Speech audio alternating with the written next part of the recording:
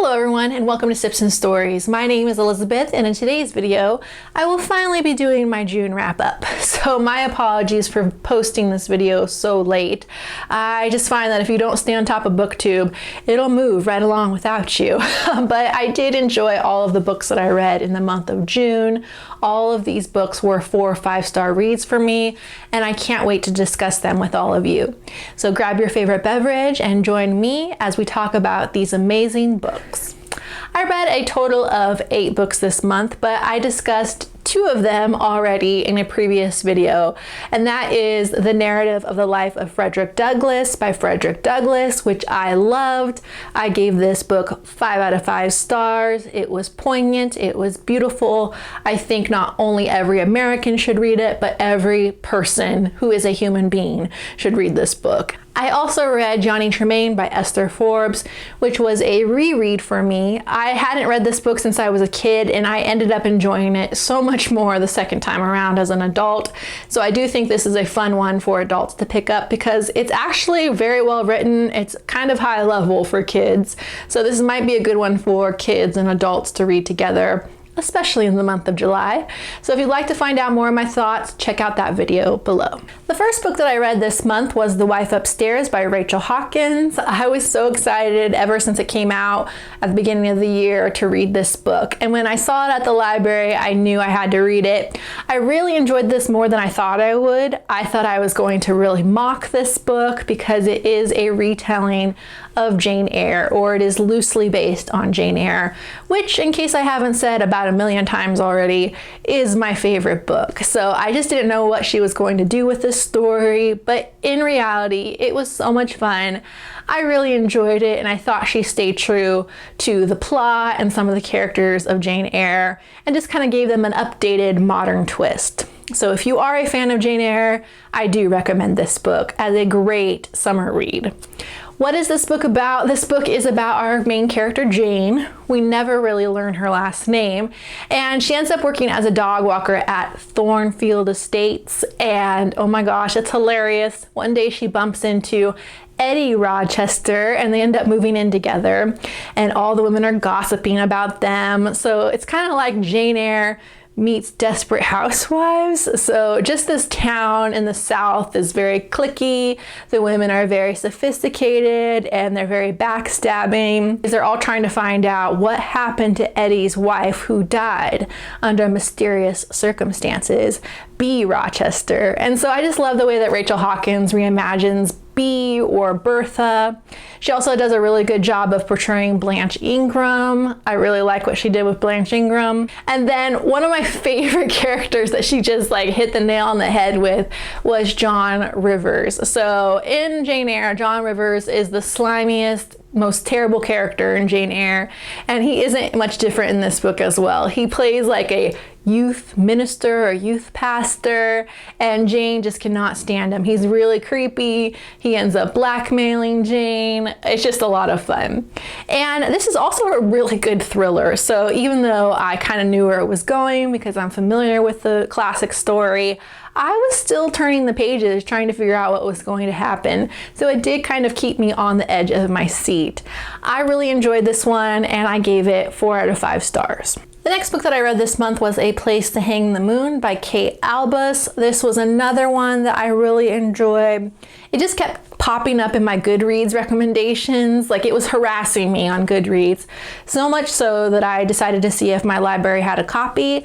And fortunately for me, they did, because I really loved this little story. It gets compared a lot to The War That Saved My Life, and to be honest with you, I actually enjoyed it a little more than that book, and that book is terrific. It just wasn't as emotional as that book, and it was very emotional and heartfelt, but I thought that Kate Albus did a better job of offsetting it with some humor, some comedy. I really liked her writing style. I thought she was a stronger writer. She's very witty. She just has these like really cute tongue-in-cheek interjections throughout the book. And there is a slight nod to the Chronicles of Narnia as well, which I really appreciated. So it is about 3 children, William, Edmund, and Anna, and they are orphans. Their grandmother dies at the beginning of the book, but the twist on this is that they're wealthy. So their lawyer tells them at the beginning of the book, look, the Blitz is happening. We need to send you out to the country to live with some foster families. So while you're there, maybe you can use the opportunity of finding a new family and a new place to belong. So that's what happens. The kids are end up shipped off to one family after the other. There are a lot of harsh living circumstances. Sometimes they don't get enough to eat. Sometimes they're bullied by some of the other children. And eventually they discover the town's library because they all love to read. And they just fall in love with the town's librarian. So I think you know where I'm going with this. The only trouble is the town's librarian is German and her husband is a Nazi. So that creates some difficulty in this book. But I did really enjoy it. I thought it was very emotional and heartfelt, but still a lot of fun at the same time. And I loved that nod to Narnia, especially with the character of Edmund, who was my favorite character. He was the middle child, and just like Edmund in Narnia, he was the most rambunctious, the most troublesome, the most annoying, and the most hilarious, of course. I loved this, and I gave it 4 out of 5 stars. The next book that I read this month is also very popular, and that is Tweet Cute by Emma Lord. So as an adult that does not read a lot of YA, I will occasionally read YA, especially in the summer months. I just think it's the perfect time to read just an easy breezy YA book, and that's how this book is. It's just very breezy, really slapstick and low-keyed, and a ton of fun. And the romance was very heartfelt too. I was really rooting for these 2 kids, Pepper and Jack. So in case you've been living under a rock and you don't know what this book is about, it's basically about these 2 teens that go to the same high school and their families end up in a Twitter war, and Pepper and Jack are on the forefront of this Twitter war. Pepper's mom runs this burger empire, so kind of like In-N-Out Burger, very famous, a lot of franchises. And then Jack's family owns a very small community deli in New York. And Jack's family accuses Pepper's mom of stealing their very famous grilled cheese recipe and using it at the burger restaurant. So the kids just get embroiled in all this mess. But the twist is that they are also falling for each other secretly on this secret app where they don't know each other's real names. So it's so much fun. It's so delightful. I really love that it was set in New York, and my family used to run a deli when I was a kid, so I could really relate to Jack and his family working at the deli after school. And just the banter between the kids, it was a lot of fun. And a lot of people are comparing this to You Got Mail, which I find hilarious. A lot of kids here on booktube and on bookstagram are saying, this is like a modern version of You Got Mail. And that just makes me laugh because, as you know, You Got Mail is a modern version of Shop Around the Corner with Jimmy Stewart. There's also another one with Judy Garland called In the Good Old Summertime. That's one of my favorite versions of this story. And all of these stories can be traced back to a very famous Broadway play, and then also ultimately to Pride and Prejudice, I think. So if you like a good enemies to love story, you will really like this one. And I think just the, the relationship of how it all plays out on Twitter, that seems like the inevitable next step to this story. And I believe Emma Lord does work at BuzzFeed, so she was the perfect person to write this. She did a great job, and it has a lot of tongue-in-cheek sense of humor. She pokes fun of herself and people like her that work in social media. I love this. All the reviews are on the right track with this one, and I gave it 4 out of 5 stars. Switching gears a little bit, the next book that I did read this month was Gift from the Sea by Anne Morrow Lindbergh. I mentioned this in my summer TBR. I was going to try to read this at the water, by the ocean, or by the lake. I just ended up really at the end of the day reading it at night in the evening before going to bed, and I think that was the really nice time to read this, just as like a chapter at a time, every night for about a week.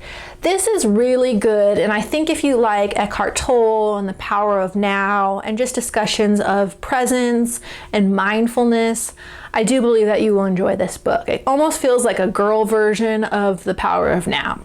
So I'm not saying that guys would not enjoy this, but it is specifically written more for mothers and wives and women. Really fascinating. It's one of those books that I want to read every couple of years now. It's definitely on my shelf now as a book to reread multiple times. It also reminds me a lot of Virginia Woolf and A Room of One's Own, because that's what she is arguing in this book, is that every woman needs a creative outlet and some space of their own. So the book centers around Anne Morrow Lindbergh kind of taking a vacation from her family, from her husband, from her duties as a wife and a mother, from her status as a high-ranking member of her community, very famous as being Charles Lindbergh's wife. And she takes this vacation at the seaside in Florida, and she kind of just reconnects with herself. She learns to get back into just slow movements, make her own food, build her fire at night, spend the days riding, and then combing the beach looking for seashells, just having these very meaningful conversations with strangers.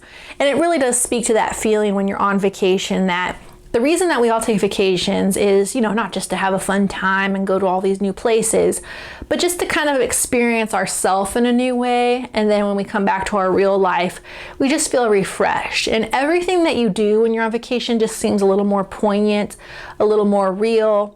Eckhart Tolle talks about this a lot too, is that you are more in the present moment on vacation is because your mind is experiencing everything new for the first time. She also talks a lot about how when you're on vacation, you have more meaningful conversations with strangers. So I've noticed that too. It seems like you have a lot of really good conversation with strangers and bus drivers and guides at museums and people you meet on tour buses and airplanes than you do with people that are at work or in your family. And I think that's because you're never going to see these people again, but yet you're connecting with them on a human level.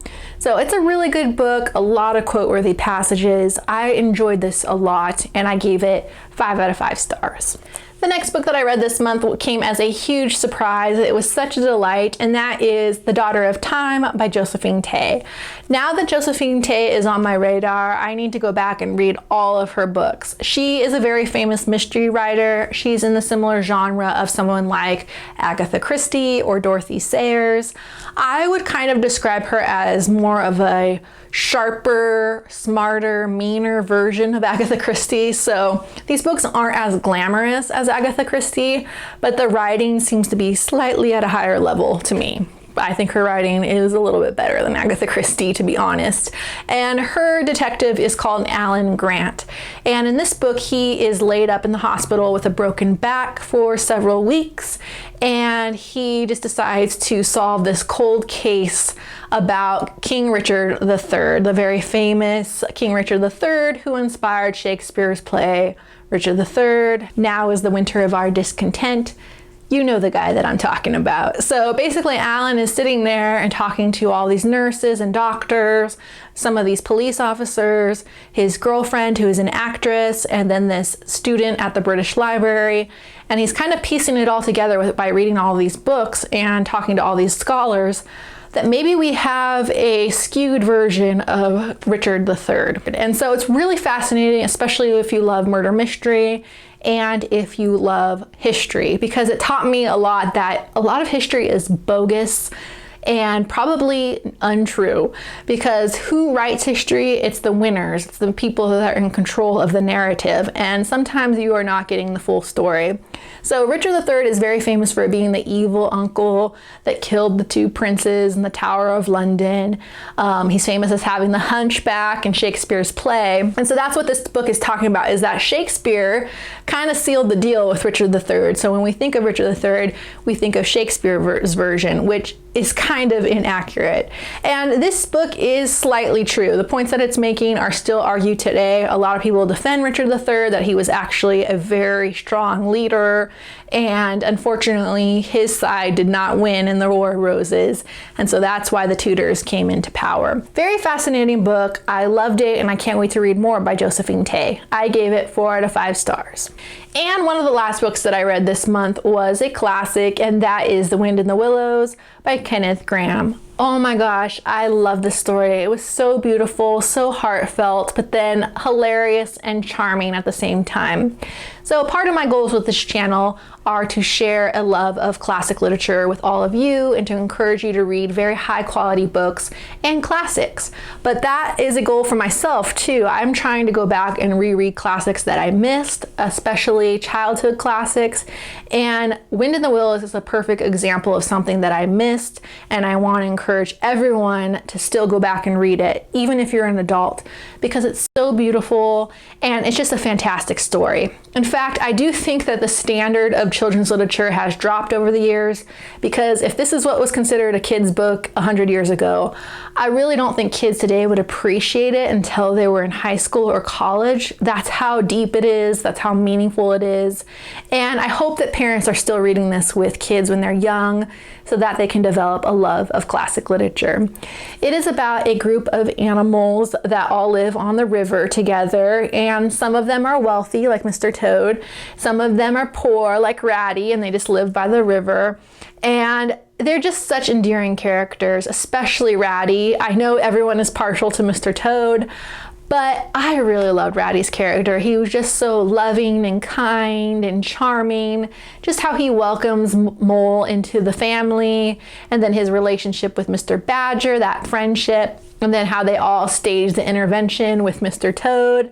Mr. Toad just jumps off the pages as well. His love of automobiles, how he steals cars and he gets into wrecks, and then that famous scene where he escapes from prison. So much fun. And the writing in this, as I said, is stunning. One example of it, and my favorite chapter, is Wayfarers All. And that chapter centers around Ratty at the end of summer when all the animals are moving away or they're heading south for the winter. And he just has this like real wistfulness about him. And he ends up connecting with this other rat who has traveled all over the world and is just kind of wandering. And he just makes Ratty have this sense of longing that he hasn't seen enough of life, that he hasn't been to enough places.